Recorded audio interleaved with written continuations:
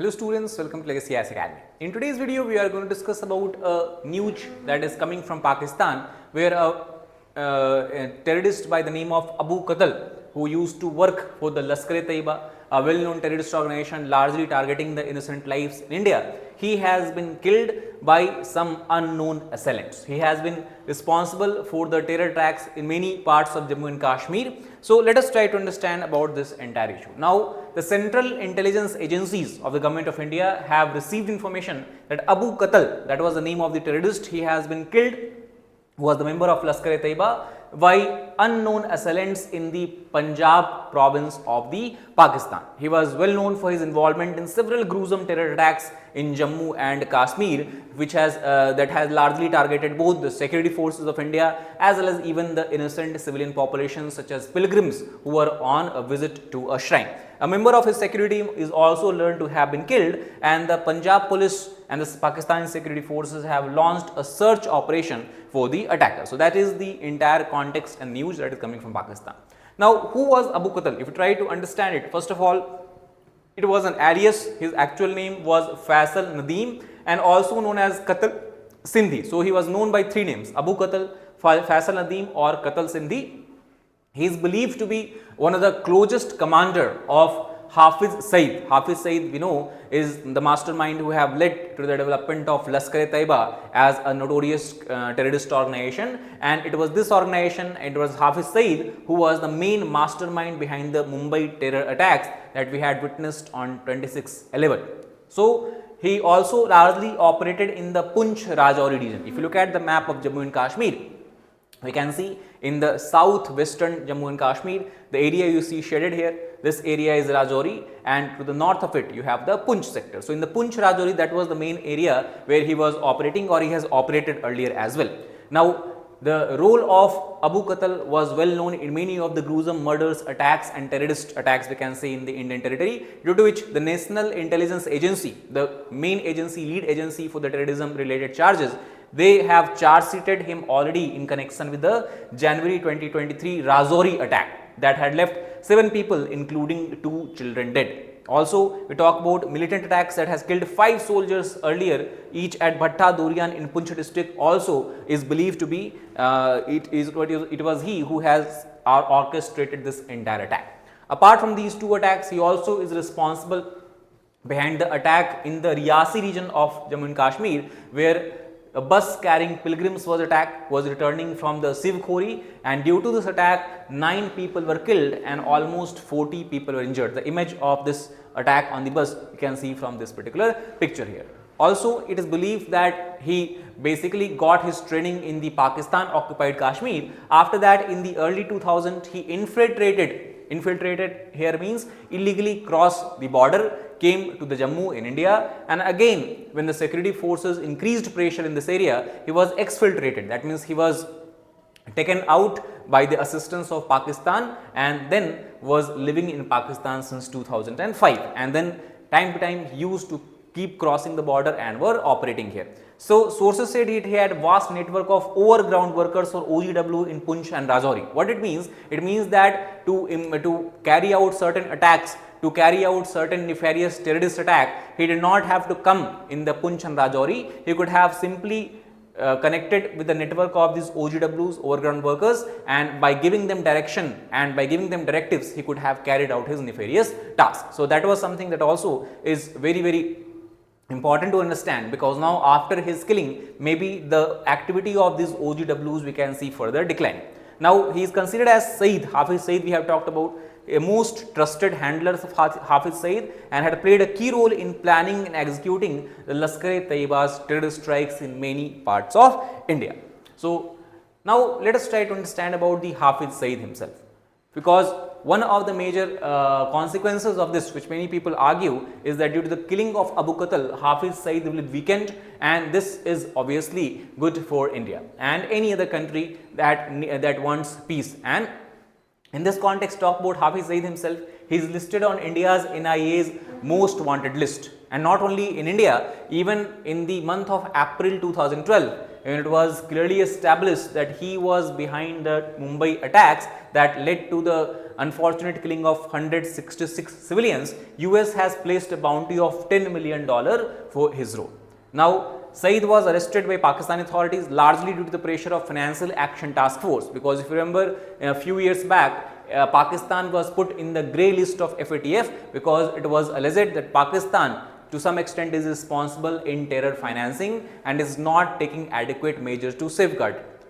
So, as a response and to make sure that the FATF takes this all development in the positive light, he was arrested and then sentenced to an 11-year prison. Now, obviously, in the month of April 22, he again was sentenced for an additional 31 years for terror financing. So, currently, he is languishing in some jails of Pakistan. Now, coming back to Abu Qatal, it is not only the past and activities in which he was involved in, even now it was believed by the security forces that he to some extent was involved in creating disturbances and was planning something big in India. The sources have said that Rahman had been reviving his old contact in the two districts to try and make fresh recruitment to the militant rank, and he was responsible for arms training to the fresh recruits as well. We know that many of the misguided youth from the Pakistan, from Indian side, they cross the border, they enter into the Pakistan occupied Kashmir region where they are given training of arms training, and one of such snapshot you can see from here. Many terror camps are organized in the Pakistan and the Pakistan occupied Kashmir. So, cross border infiltration and all, he was involved to a large extent in all these kind of operations. So, coordinating of militant attacks also on civilians and security forces. So, obviously, we should breathe a sigh of relief after his death. Now, apart from this, if we talk about the Pakistan occupied Kashmir region, we have talked about along the border of India and Pakistan also, you can see many such areas you can see here where it is believed by the Indian security forces and Indian government that there are a lot of terrorist training camp that is operating. If you look at the POK itself, example Rawalkot, Kotli, along the region of Kamah, Naugam, Kiran, Gurej, Machal, all these areas are basically believed to be the launching pad. Launching pad means the terrorists are trained in this POK and Pakistan, and then through these areas they try to infiltrate into India, carry out certain kind of attacks, and then they try to go back. And these are the green ones, the big dots you are seeing are the terror camps. So, both terror camps and launching pads have been clearly identified with the government of India, and the information about this also have been passed to the Pakistani authorities, but obviously to no avail because no serious actions have been taken by the Pakistani government to reduce the activities of this area. Now, the entire discussion we are doing about both Abu Qatal and Hafiz Saeed, we have to understand about the Lashkar-e-Taiba also briefly, because this is the organization to which both of them belong to and were working for. So, it is a Pakistani Islamist Salafi jihadist organization, that is how it can be described as one of the Pakistan's most powerful jihadi group. Apart from that, you have Hizbul Mujahideen. At one point of time, both Lashkar-e-Taiba and Hizbul Mujahideen were vying for power, were vying for control, and Lashkar-e-Taiba to some extent has become victorious there. It has taken the lead as the deadly organization. So, organization's primary stated objective, as it states clearly, is to merge the whole of Kashmir with Pakistan. Now, obviously, because of their actions, the organization is designated as terrorist group obviously by the India, but apart from India also by United Nations Security Council, United States, UK, European Union, Australia and Russia. So, if you look briefly about Lashkar-e-Taiba more, Hafiz Saeed was behind the creation of this organization, and somewhere in the late 1980s and early 1990s, that is when the organization began to get attention. The Lashkar-e-Taiba itself, you try to understand, the meaning of the word itself is army of the pure, which is nothing but contrary in nature and laughable in nature. Now, military wing of Markaz Dawa-ul-Irsad formed to oppose the Soviet presence in Afghanistan. That is when organization called as MDI came into existence, and then many soldiers of MDI, then they have formed the Lashkar-e-Taiba. Hafiz Saeed was one of them. If we talk about the current strength, as per the report of the United States State Department, it is believed that the organization have several thousands, mainly Pakistani people, Pakistani citizens who are the members of it, some Afghans, and they also received support from the other terror groups operating in the same areas. Target obviously are the Indian troops, civilians in the Kashmir, as well as it has been behind the high profile attacks in many places of India, such as Mumbai attack. Also, if you remember, in 2001 we had an attack on the Parliament of India, that is also that was also orchestrated by the Lashkar-e-Taiba. So that is how we can understand the entire organization. Now, if you look at the current status, a ceasefire was signed between India and Pakistan in 2003. After that, the Pakistani government began to take certain actions against LET and its commander, due to which they have moved to the northwestern part of Pakistan, because that is where the government control or the Pakistani government control is very limited in nature because of having border with the Afghanistan region. Organization also increasingly has focused its activities on India itself rather than looking at other regions of the world.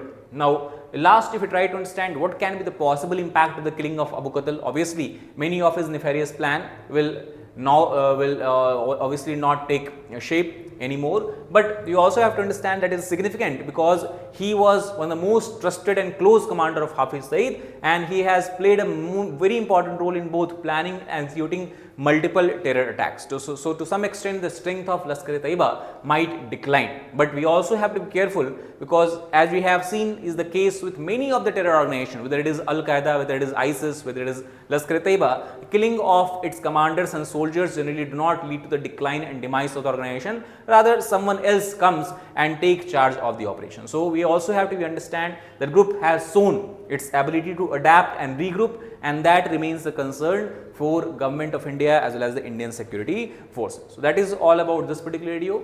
If you like the video, please hit the like button, share it with your fellow aspirants as well as subscribe to our channel for more such helpful content. Thank you very much.